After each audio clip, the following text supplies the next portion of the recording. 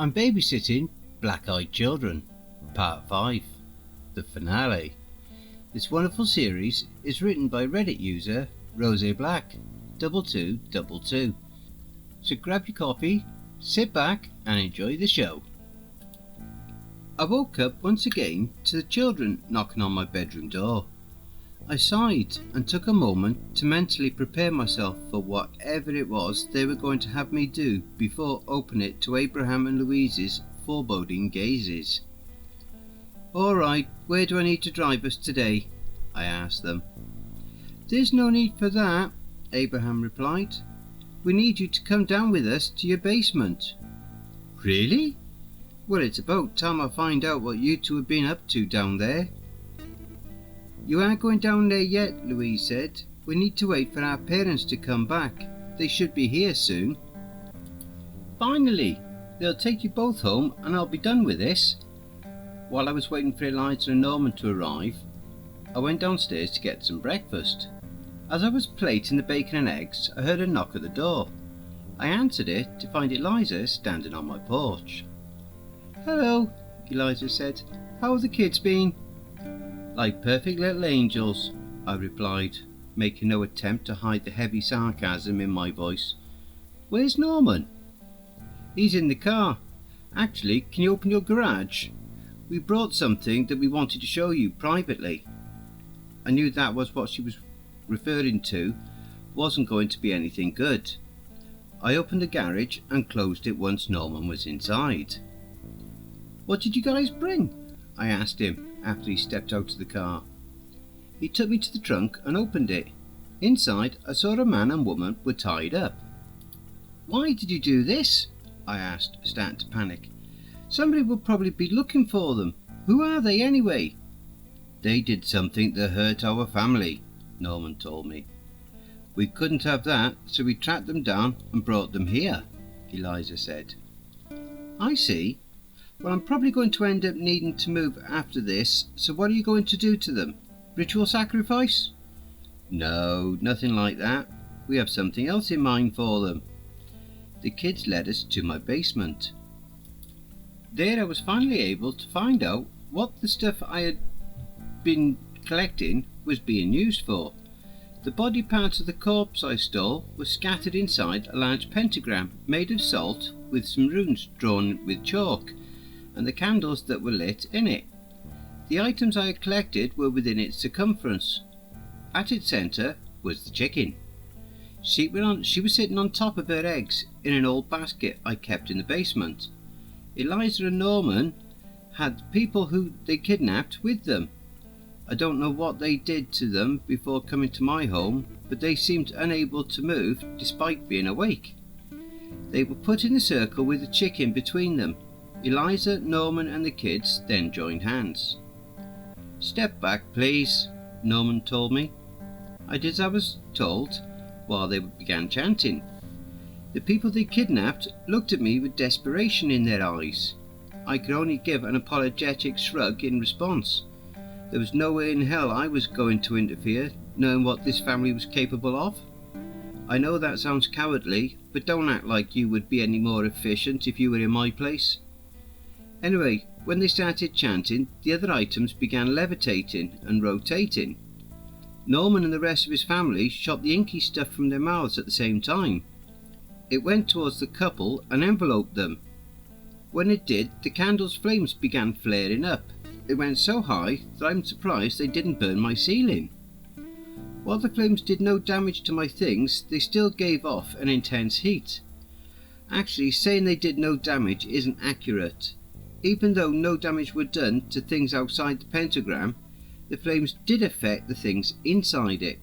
That is, except for the couple, the mirror and the sketchbook. Then again, they were covered in that inky stuff which made it hard to tell, but the muffled screams I heard might have been some kind of indicator.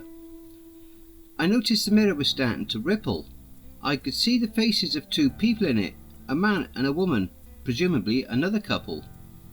The black stuff stretched and covered the mirror. When it did, the flames went back to normal. Eliza and the others made the black stuff go back into themselves. However, not all of it did. A small portion of it went to the sketchbook. When it cleared, I saw the man was in the mirror and the woman was in the sketchbook. The man pounded on the mirror as some shapes began moving behind him. Even though I couldn't hear what he was saying, the pained expression he made when the shapes grabbed him spoke volumes. I glanced at the sketchbook and realized the woman didn't have it much better. She had a pained expression as well. The shapes surrounding her were drawn, which made them easier to identify. I saw some creatures resembling alligators, lions, sharks and wolves. All of them were chomping down on her. I looked at the couple's bodies on the floor and saw they were unchanged. "Should we burn them?" I asked. "Burn us? Why would you do such a thing?" the man on the floor asked. Before I could reply, he and the woman sat up. Their eyes had become black, just like Norman's and the others were. Abraham and Louise smiled. "Anybody mind filling me in?" I asked. "These are our grandparents," Abraham said. "Seriously? On your mum or dad's side?" "Mine," Eliza said. "Sorry for taking so long, Mum and Dad." "Oh, don't worry about it. You got us free as quickly as you could," Eliza's dad said. "Who is this?" her mum asked, referring to me.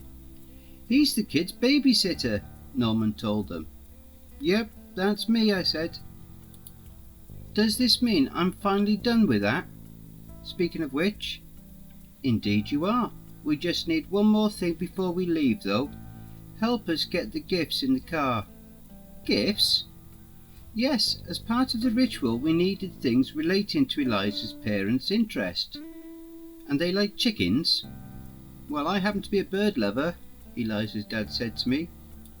"Now, if you would be so kind..." He gestured towards the chicken and the other stuff in the circle. I helped gather it up while avoiding the chicken, who glared at me the entire time. Soon everyone was gone except for Norman and me. "What are you going to do with these?" I asked, holding the mirror and the sketchbook up.